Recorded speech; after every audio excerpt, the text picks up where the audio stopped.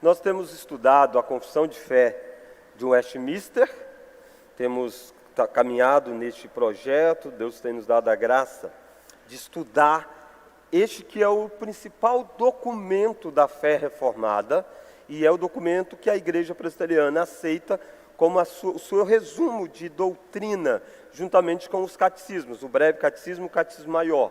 Então é aqui que você encontra o que é que a Igreja Presbiteriana pensa. Isso que nós fazemos, nós queremos, será que a igreja pensa assim mesmo?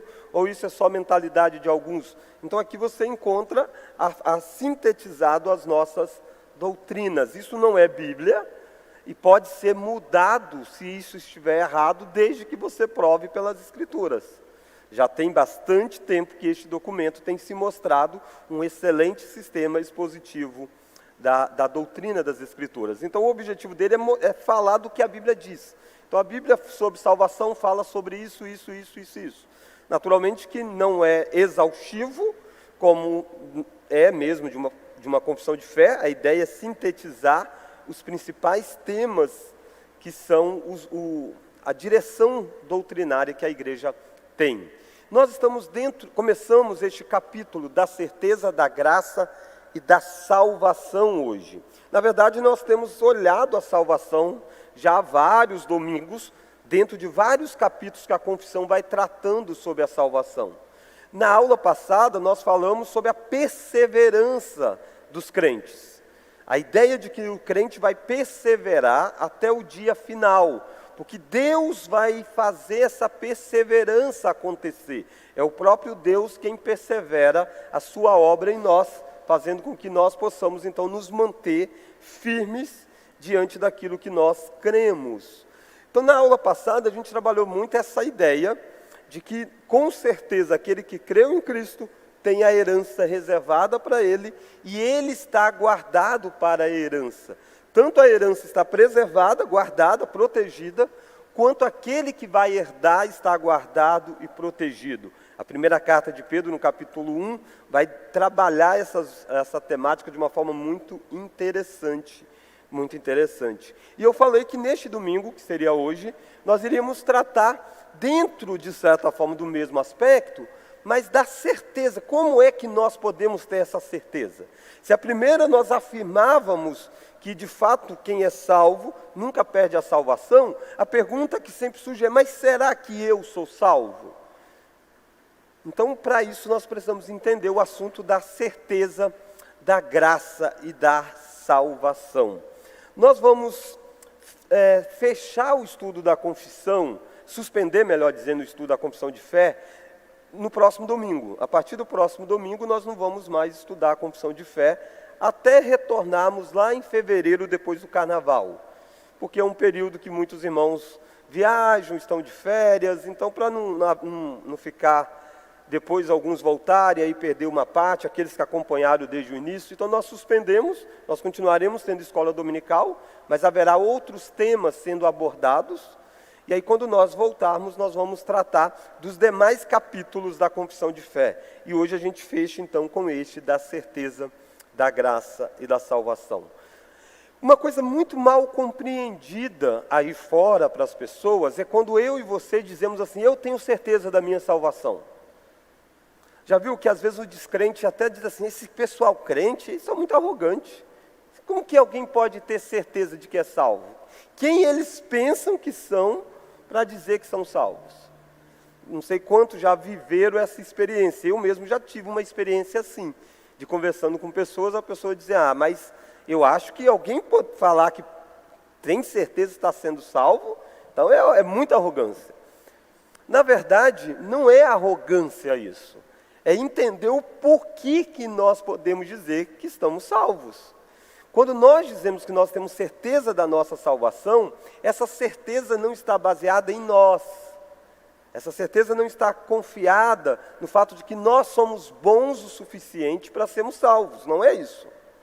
É porque nós entendemos o que é salvação, nós cremos no que é salvação e Deus diz para nós que nós, então, estamos salvos. É por isso que nós podemos dizer, não, eu tenho certeza que eu sou salvo. Então, se você entender toda a doutrina que nós temos trabalhado, Você pode sair daqui dizendo, olha, eu tenho certeza que eu sou salvo. Por que é que você pode dizer isso? Não é porque você é bom. Não é por isso. Não é porque você não falha. É exatamente porque você sabe onde está a base da sua salvação. Se você acreditasse que a base da sua salvação está em você, aí você não teria condição nenhuma mesmo de dizer, eu estou salvo, ou eu tenho certeza da salvação. Porque você e eu somos pessoas que mudamos facilmente, né? Nós não temos estabilidade, nós não temos estabilidade emocional, não temos estabilidade de quase nada na vida. Então nós não poderíamos afirmar algo tão categoricamente, mas porque nós entendemos principalmente a aula passada, de que Deus garante que Ele começou a obra, Ele há de completar, então nós podemos com certeza dizer, eu estarei salvo, eu sou salvo, estou sendo salvo e estarei salvo no futuro, porque Deus está fazendo esta obra em nós. Então, da certeza da graça e da salvação. O que é que a confissão de fé fala sobre este assunto? Vamos ler o primeiro parágrafo? Ainda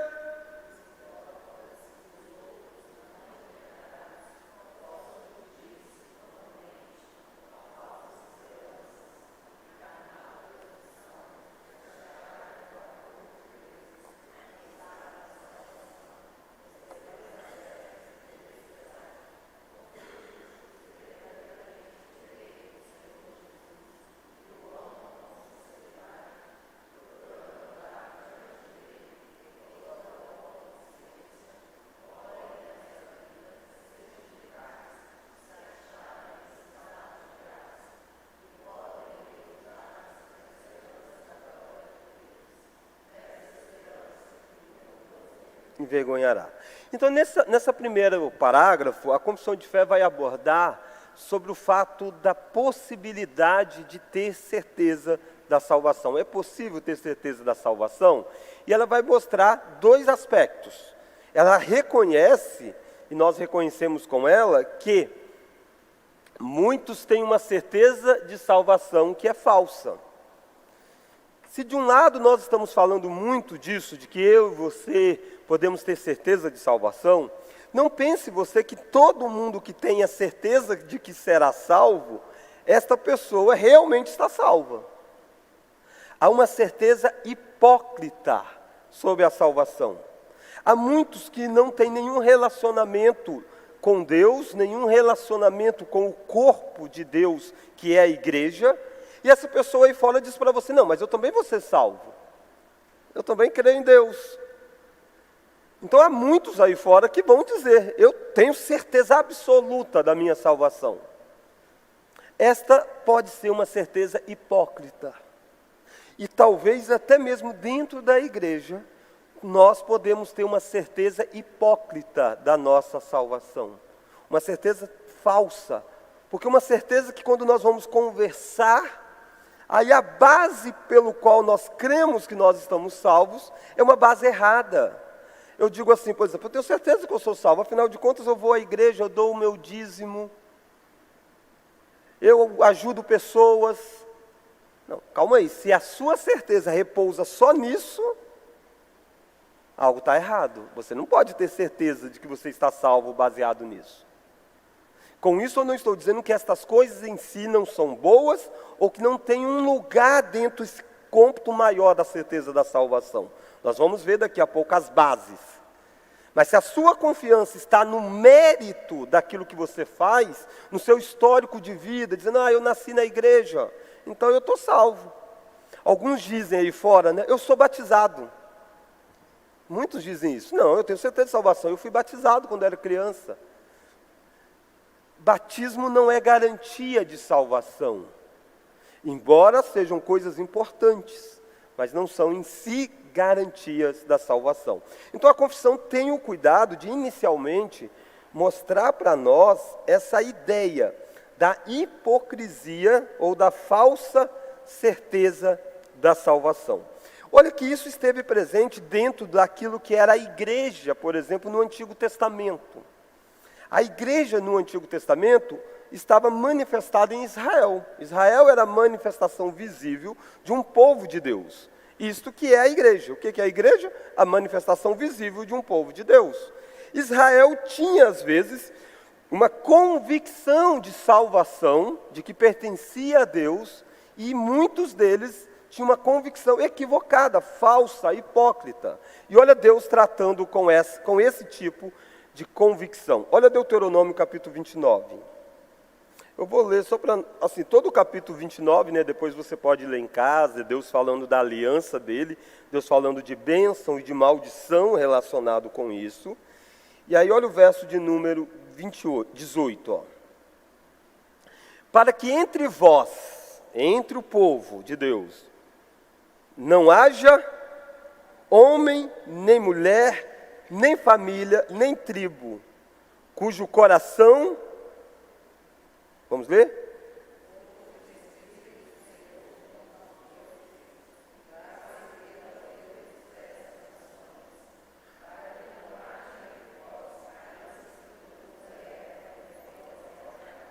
Perceba, então ele está dizendo, entre vós, cuidado que não haja um homem, uma mulher, uma família, uma tribo, que o coração deles se desvie do Senhor, faça isso aqui, eles sirvam outros deuses, eles começam a ter a raiz que produz a erva danosa e amarga. Olha lá o verso 19. Ninguém que...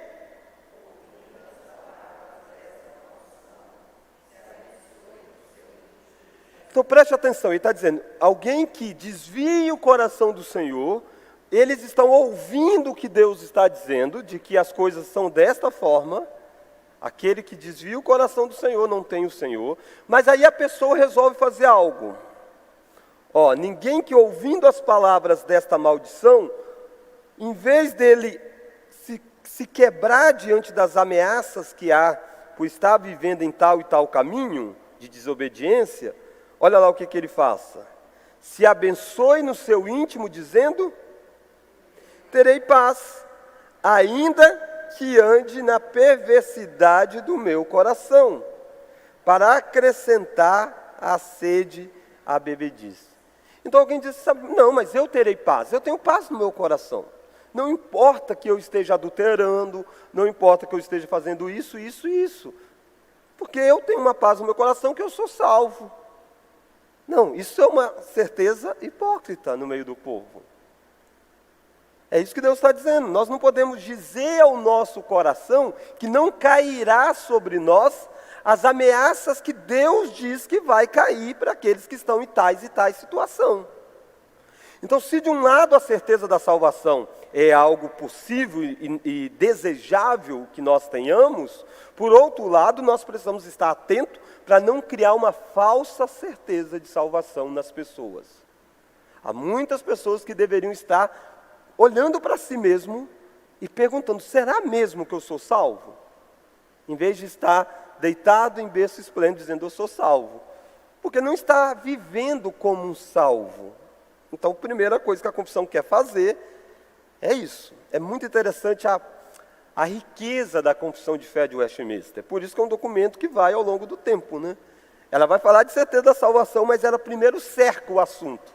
Ela está dizendo, eu não estou dizendo de todos que professam com a boca, que têm certeza de serem salvos, porque eles podem estar tentando fugir da realidade de que a vida em que eles estão não é a vida de quem é salvo.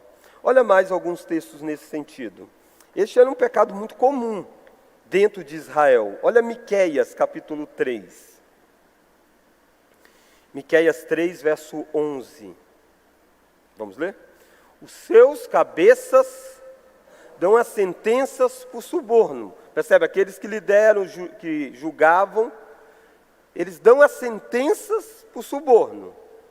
Aqueles que cuidavam da parte do culto, os sacerdotes, os seus sacerdotes ensinam por interesse. E os seus profetas adivinham por dinheiro. E ainda se encostam ao Senhor dizendo, vamos ler? Não está o Senhor no meio de nós? Nenhum mal nos sobrevirá. Então esse é um sentimento que vai estar presente no coração da nação de Israel antes do exílio. Deus vinha com diversas advertências, que eram as maldições de Deuteronômio, que a gente viu lá em capítulo 29, de que se eles quebrassem a aliança, eles seriam espalhados pela face da terra. Mas sabe o que eles começavam a dizer? Eles diziam, não, nós temos o templo do Senhor, nós somos o povo do Senhor.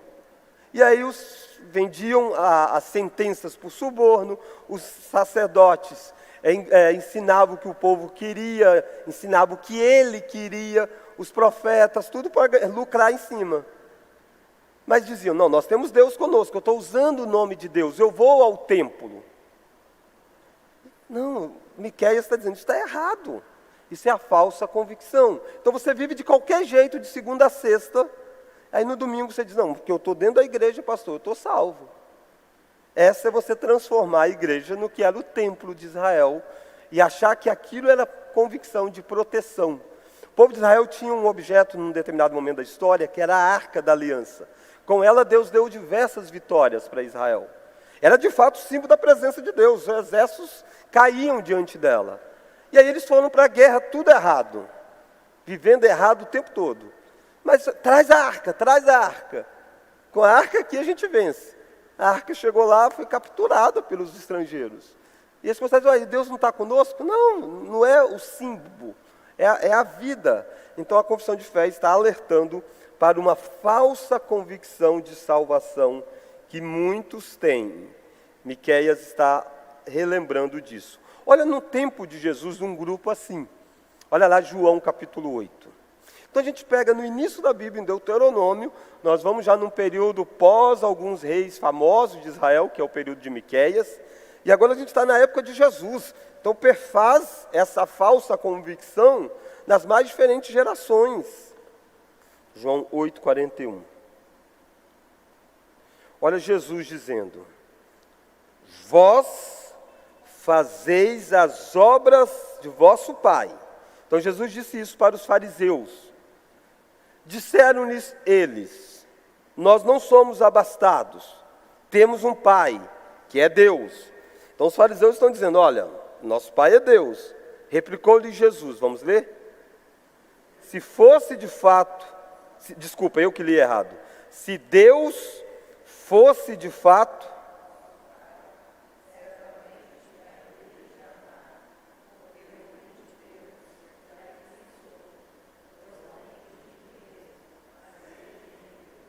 qual a razão? Porque não compreendeis a minha linguagem. É porque sois incapazes de ouvir a minha palavra. Vós sois do diabo, que é o vosso pai, e quereis satisfazer-lhe os desejos. Ele foi homicida desde o princípio, jamais se firmou na verdade, porque nele não há verdade. Quando ele profere mentira, fala do que lhe é próprio, porque é mentiroso e pai da mentira. Então perceba, embora esses fariseus acreditassem e dissessem que eram filhos de Deus, Jesus está dizendo para eles, vocês são filhos do diabo. Por mais que eles tivessem uma certeza de que eram filhos de Deus, eles não passavam de filhos do diabo.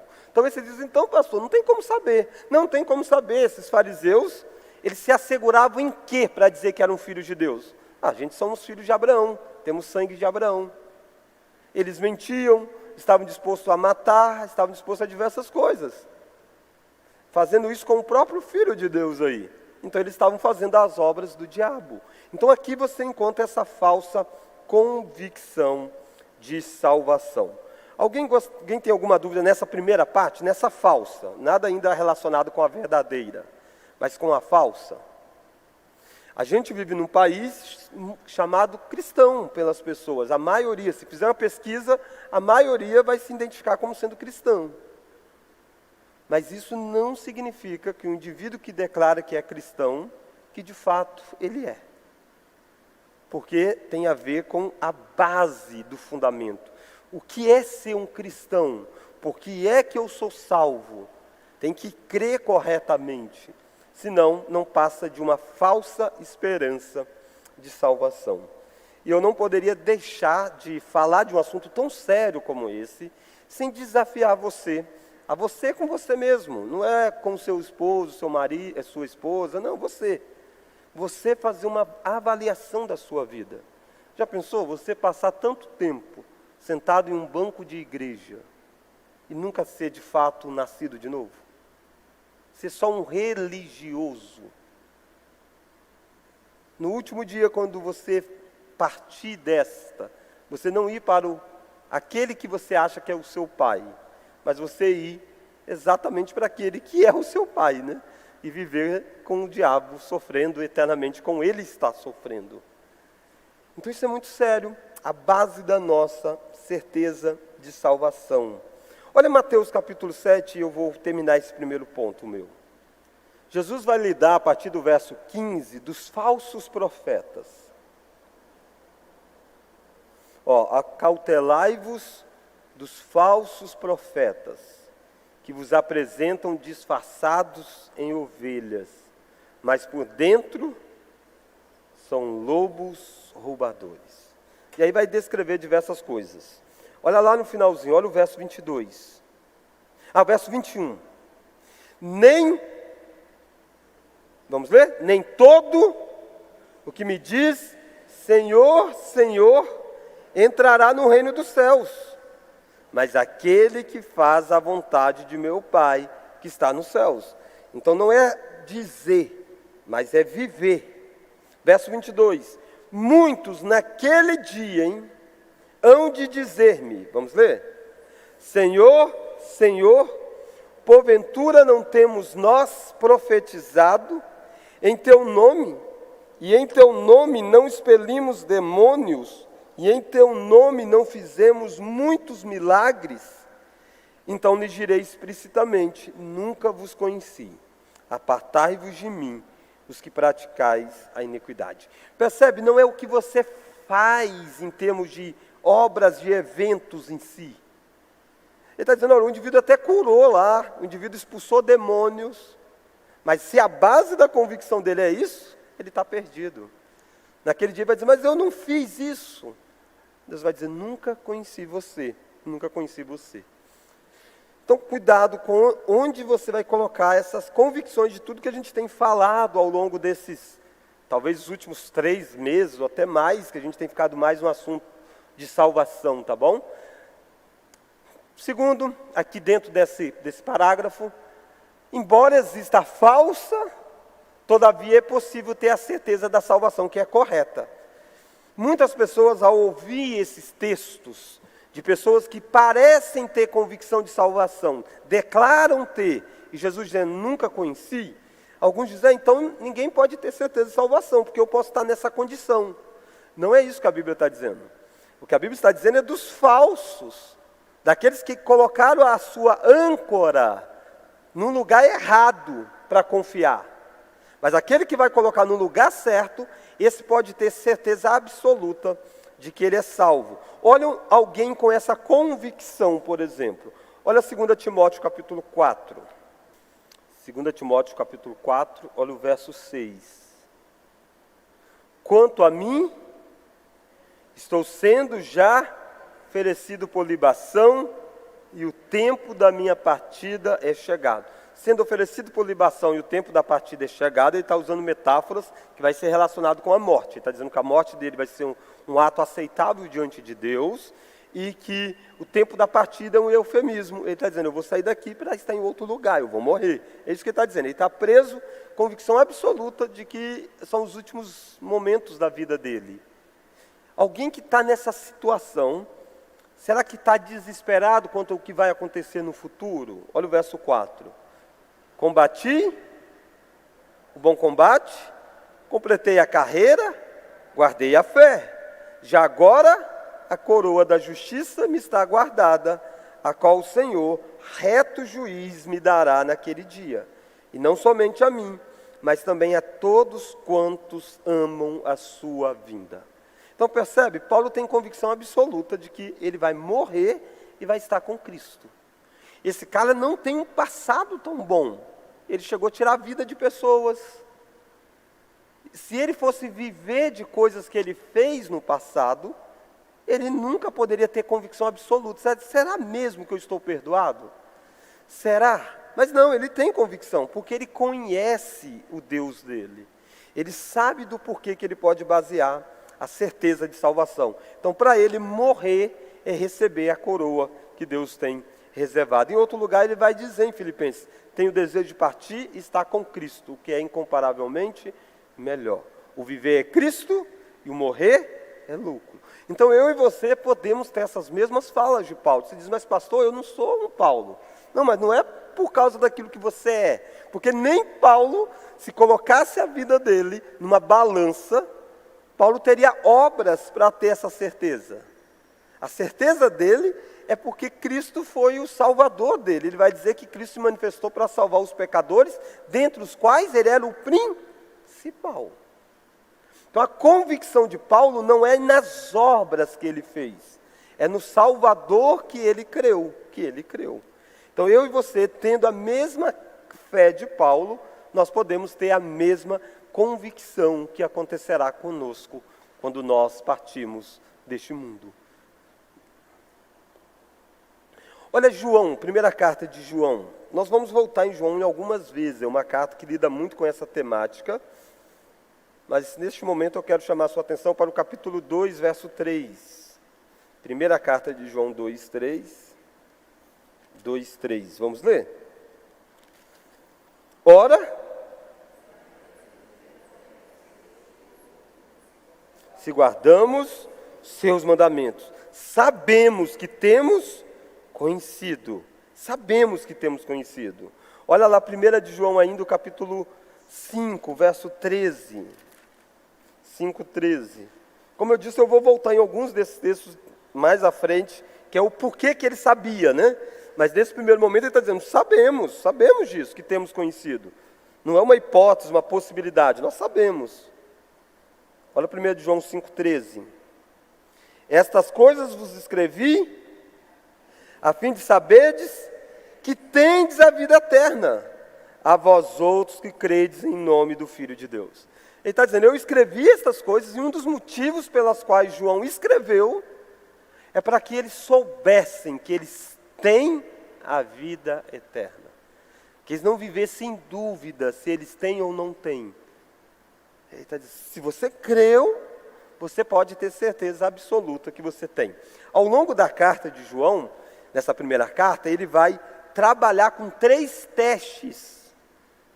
Ele vai dizer: você precisa passar a sua vida por essas 3 peneiras, e vai sempre repetir esses testes. A carta de João, ela não é uma carta que avança assim, do início ao fim, progressivo. Ela vai em círculo. Ela vai voltando nos mesmos temas e avançando na compreensão deles.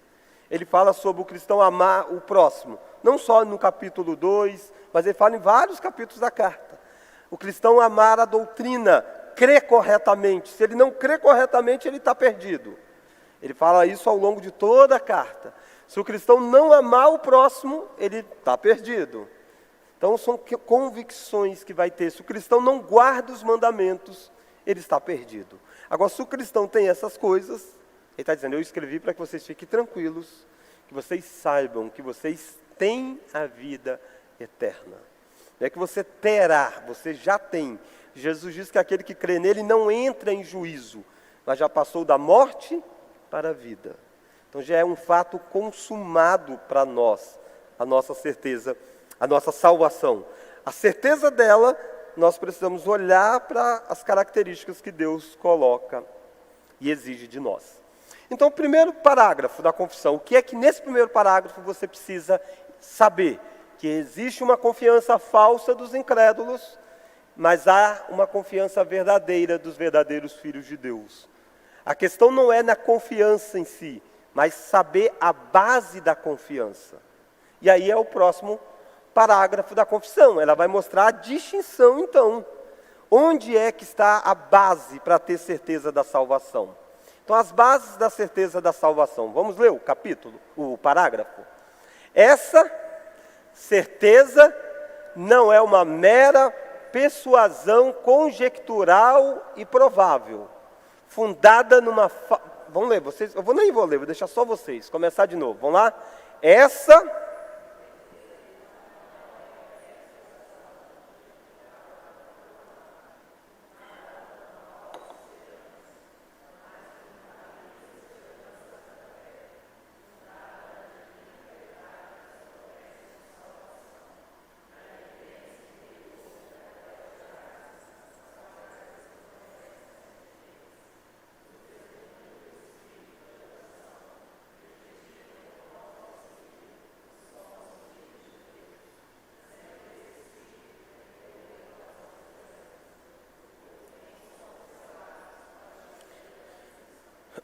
para quem estava domingo passado, vai ver que ele vai citar as coisas que nós falamos domingo passado. Por exemplo, a ação do Espírito Santo, que é o que garante a salvação para nós. Então essas coisas estão interligadas e aqui ele vai dizer, olhe para trás e veja as bases. Primeira, as promessas feitas nas Escrituras. É algo objetivo, algo externo a nós. Quando chegaram para Paulo e disseram assim, Paulo, o que devo fazer para ser salvo? Paulo diz, crê no Senhor Jesus Cristo e serás salvo. Então a pergunta é, você crê em Jesus? Sim. Então você está salvo. Se alguém está em Cristo, nova criatura, as coisas antigas passaram e eis que se fizeram novas. Então percebe, são falas objetivas ou proposições feitas a nós, dizendo, é assim. Então como que você sabe que você está salvo? Porque Deus disse que eu estou salvo. Aí você diz, mas pastor, não está lá o nome, Tiago está salvo, fulano está salvo. Sim, assim também como não está o nome assim, Tiago cometeu tal pecado. A mesma afirmação dos pecados, e aí a gente se enquadra neles, é as mesmas afirmações nas promessas. E nós também nos encaixamos nelas. Se está escrito que aquele que crê em Cristo tem a vida eterna, inclui você que creu em Cristo, então você tem a vida eterna. Olha Romanos capítulo 5, e perceba o quão é importante a gente entender esses assuntos, porque às vezes aquilo que parece piedade, na verdade é falta de fé. A gente diz assim, eu não posso ter convicção, não posso ter certeza da minha salvação. Em última instância, você está duvidando do que Deus disse. Deus está dizendo para você que se você crê nele, você tem salvação. Olha Romanos 5. Justificados por meio de nosso Senhor Jesus Cristo. Percebe? Justificados, pois, mediante a fé. Você tem paz com Deus. Não existe a possibilidade de talvez ter. Não, você tem paz com Deus. Por meio de Jesus Cristo. Olha lá o verso 2. Por intermédio de quem? A esta graça na qual estamos firmes e gloriamos na esperança da glória de Deus. E aí todo o capítulo 5 vai mostrar isso de uma forma maravilhosa, daquilo que a justificação nos dá, essa convicção. Olha o verso de número 8, Mas Deus prova o seu próprio amor. Não, desculpa, verso 6. Porque Cristo, quando nós ainda éramos fracos, morreu a seu tempo pelos ímpios. Olha o verso 8. Deus prova o seu próprio amor para conosco, pelo fato de ter Cristo morrido por nós, sendo nós ainda pecadores. Logo, muito mais agora, sendo justificados pelo seu sangue, seremos por ele salvos da ira. Então, que é a evidência? Ele morreu por você, então ele vai salvar você do último dia. O crente não deve ficar com medo do dia que Cristo voltar. Tem muito crente que vive com medo. Eu, quando era adolescente, morria de medo de Jesus voltar. Quando criança, principalmente, o céu ficava vermelho. Eu falei, meu Deus, Jesus vai voltar. Não vem rir não, que alguns também, só não tiveram coragem de contar. Isso era uma visão errada, entende? Por quê? Porque a visão, quando a gente olha para a gente mesmo, por mais que eu tivesse lá meus 7, 8 aninhos, eu dizia, rapaz, se Jesus voltar, eu não vou para o céu. Porque eu achava, de fato, daquilo que o menininho de 7, 8 aninhos está fazendo, não vai. Mas a gente precisa entender o Evangelho. É o Evangelho. Nós seremos salvos do último dia, que é o dia de ira, porque nós fomos justificados por Deus. Cristo morreu por nós. Se Ele morreu por nós, nós estamos salvos. Não há pecado pelo qual o sangue de Cristo não nos lavou. O único pecado que não tem perdão é a blasfêmia contra o Espírito Santo, que só vai ser cometido por aqueles por quem Cristo não morreu. Ele não vai ter nunca essa convicção de arrependimento. Todo aquele que se arrepende dos seus pecados, ele nunca cometeu este pecado. Logo, ele pode ser perdoado, e se ele se arrependeu, ele tem vida eterna.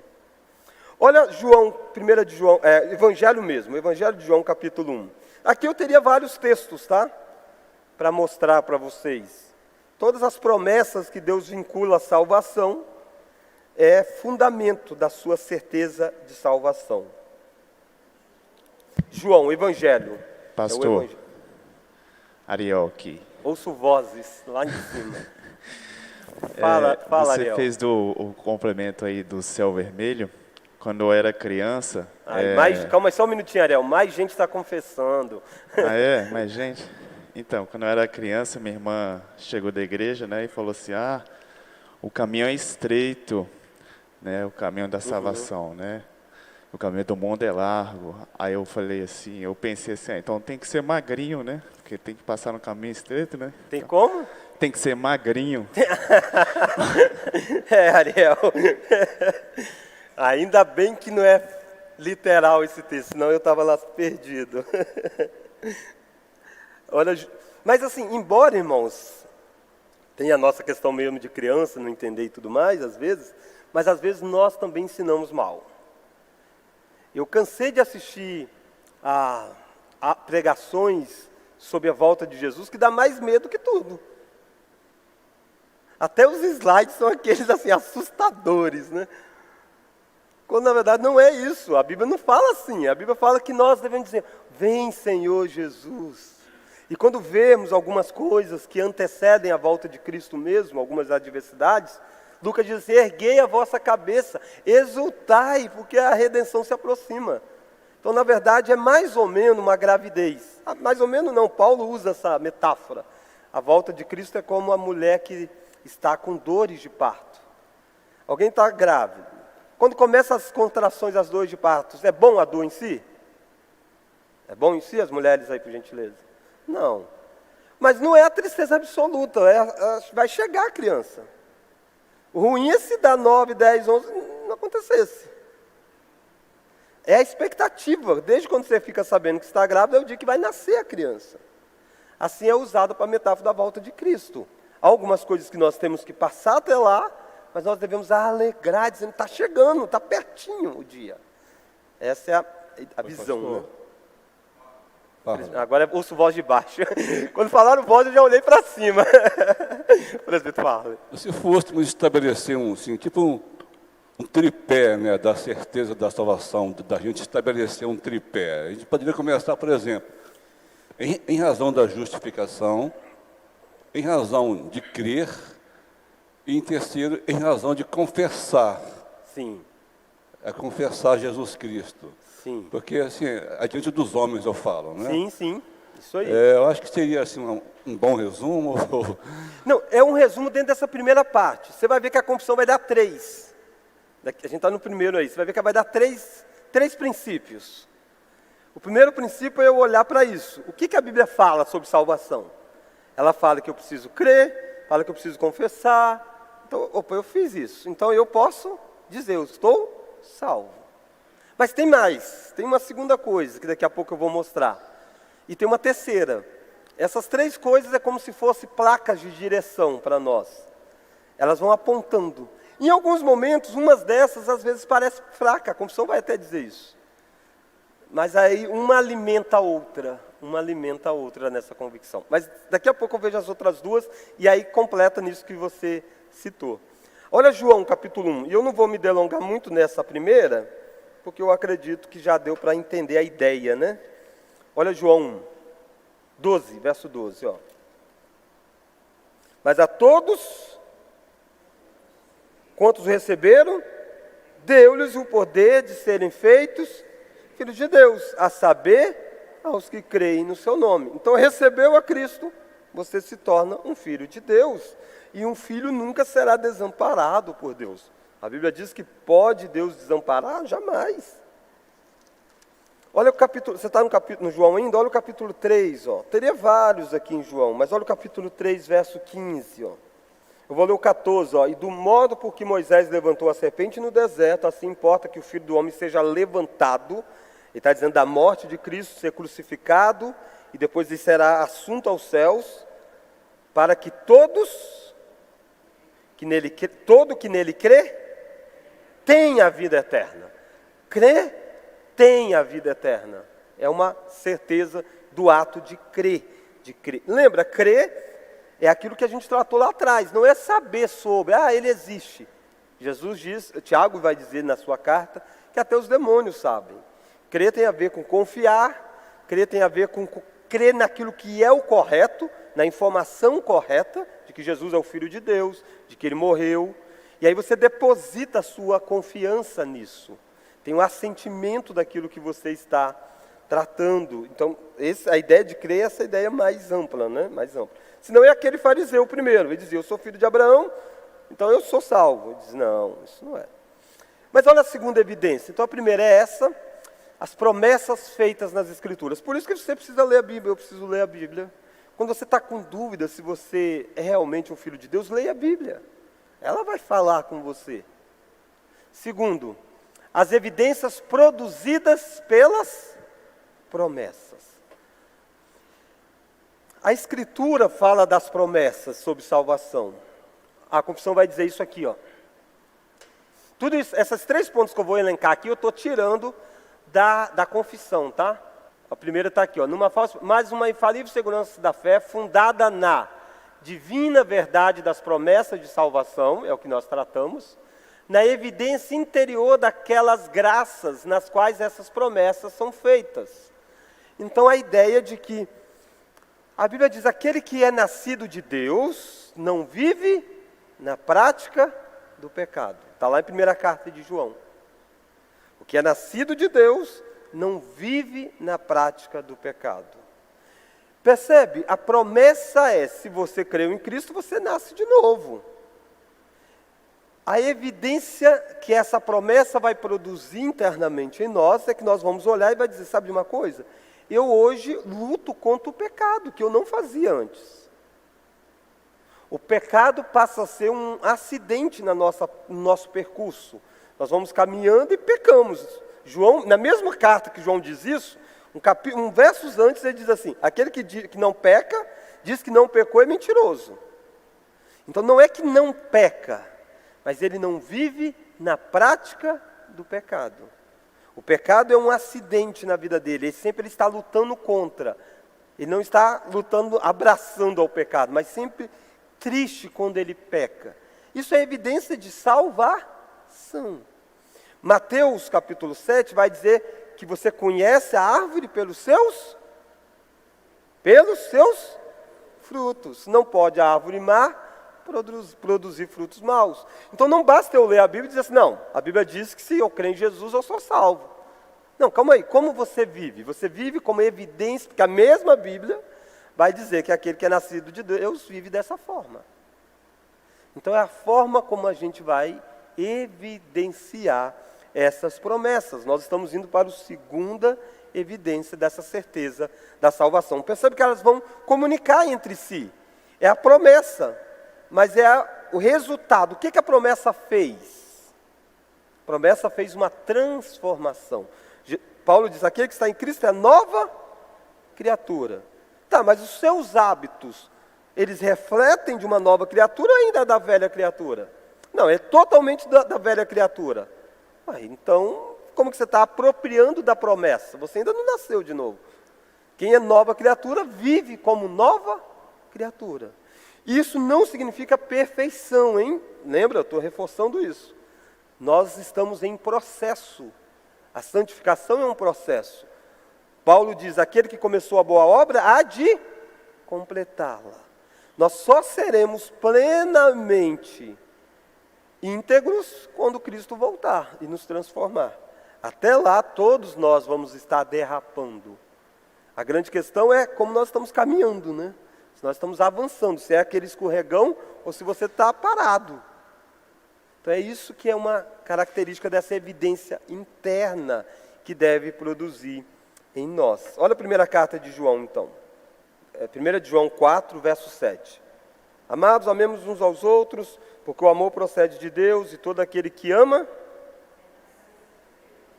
e conhece a Deus. Aquele que não ama, não conhece a Deus, pois Deus é amor. Então percebe, uma da manifestação vai ser que nós vamos amar uns aos outros.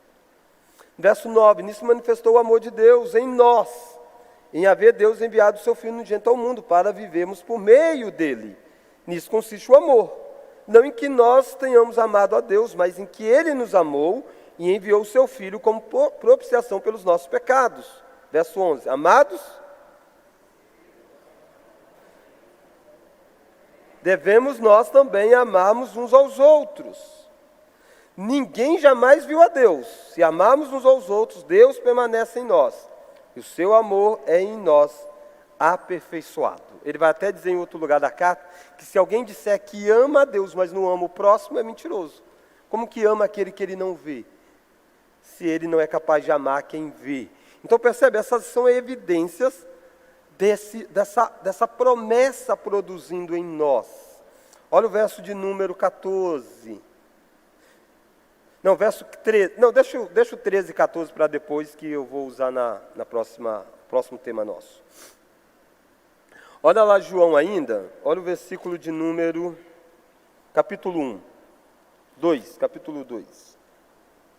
Mas João tem 5 capítulos só. Quer uma carta boa para você olhar essa questão da salvação? João foi escrito para isso. Leia em casa. Se você ler devagarzinho, um capítulo por dia, você lê e ainda sobra 2 dias da semana para você ler outro livro. Então dá para você ler tranquilo. Olha a 1 de João, capítulo 2. Olha o versículo 3, ó. Ora, sabemos, nós já vimos isso, né? Sabemos que o temos conhecido. Olha agora o que ele vai dizer. Por isto, se guardarmos os seus mandamentos. Se nós guardarmos os seus mandamentos, aí a gente demonstra que a gente tem conhecido a Cristo. O verso 4, aquele que diz, eu o conheço e não guarda os seus mandamentos, é mentiroso e nele não está a verdade.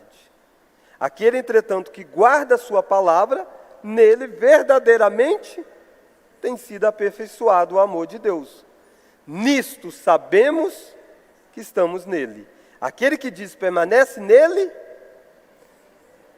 andar assim como ele andou.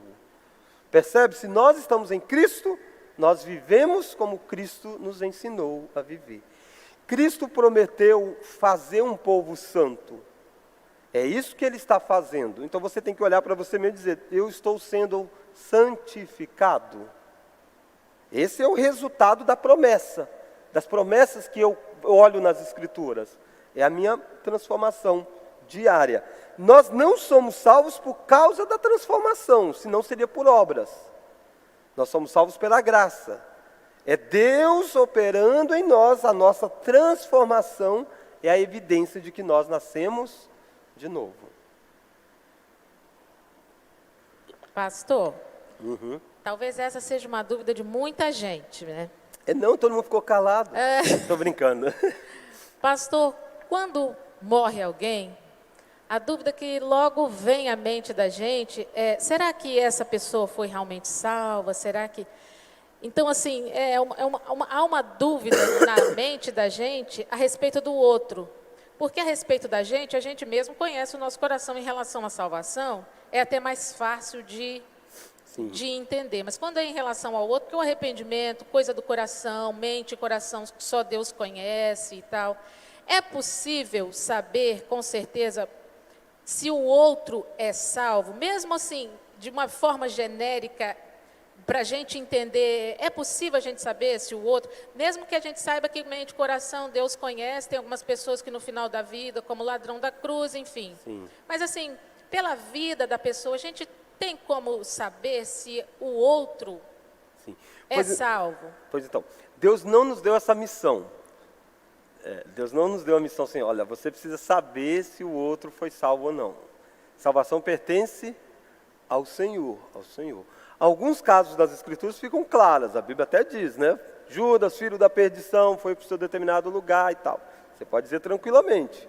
Outros, nem em determinada situação você pode dizer, porque você não sabe. A Bíblia está contando um aspecto da história, né? Aspecto da história. Então, assim, não é nossa função, a gente não deve ficar muito preocupado com isso. Porque Deus não nos chamou para essa condição. Segundo, a condenar alguém, nenhum de nós devemos. Nenhum de nós devemos. O que nós podemos sempre dizer é o seguinte: vivendo como fulano viveu a vida toda, se não houver uma mudança, não houve um arrependimento, ele não é salvo. Porque senão a gente vai negar tudo que a gente crê, entende? A pessoa é isso, é aquilo outro e tal. Ele vai, não, mas ele foi. Não, mas a gente não sabe, pode ter sido salvo.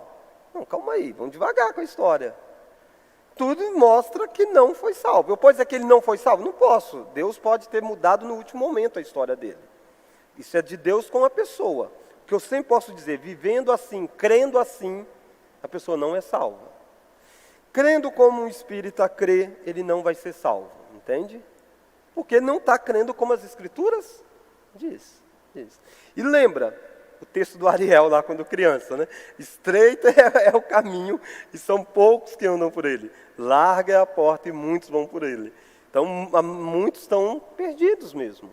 E nesse mundo pós-moderno, parece que no final das contas, até a gente acha que todo mundo vai ser salvo no final das contas. Não.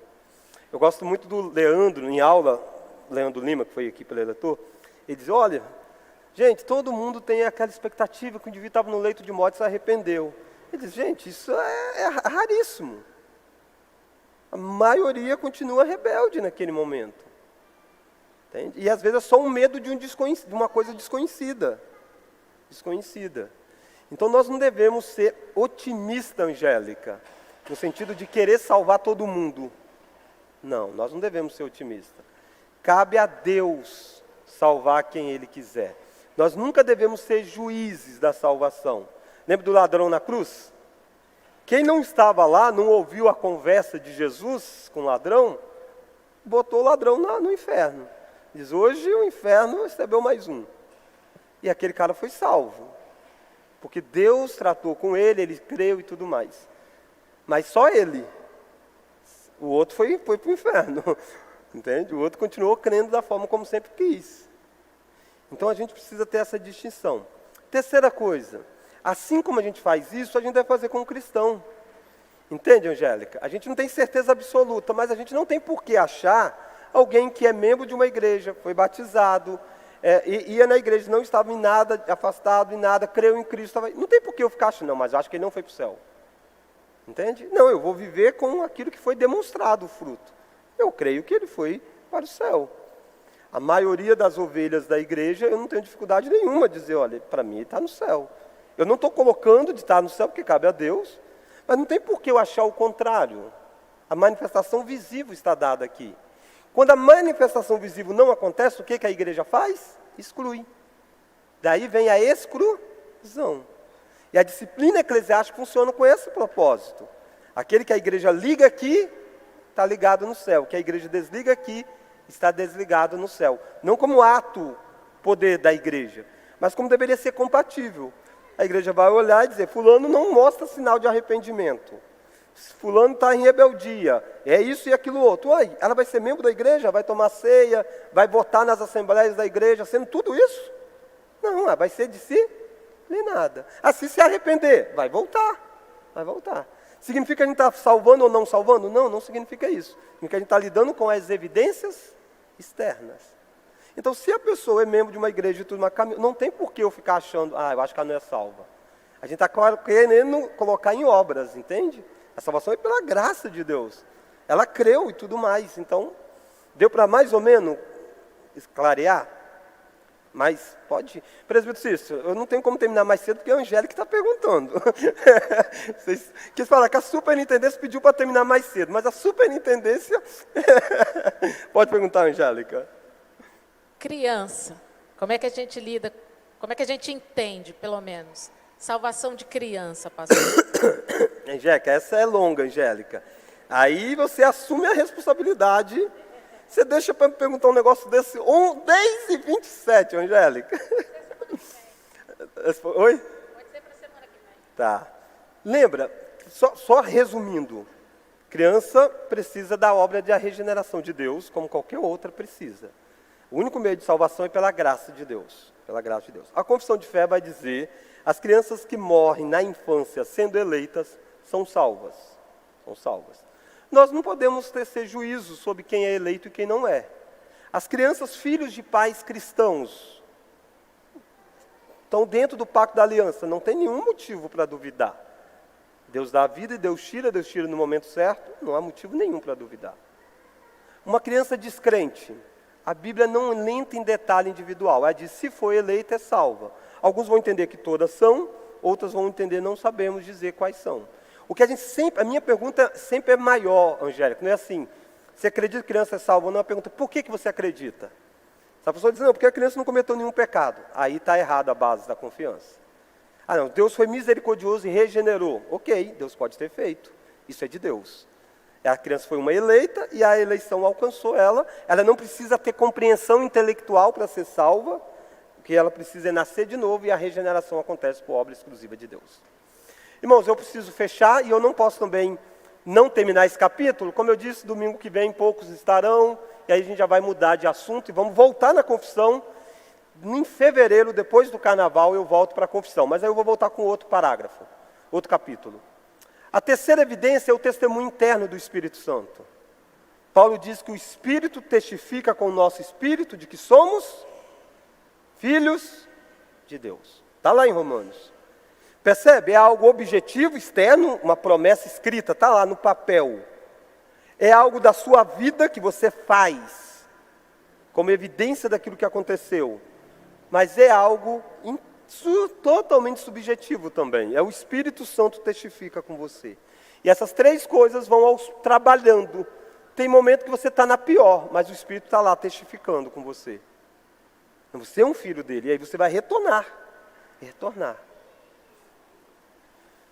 Por fim, o lugar da certeza da salvação na vida do crente.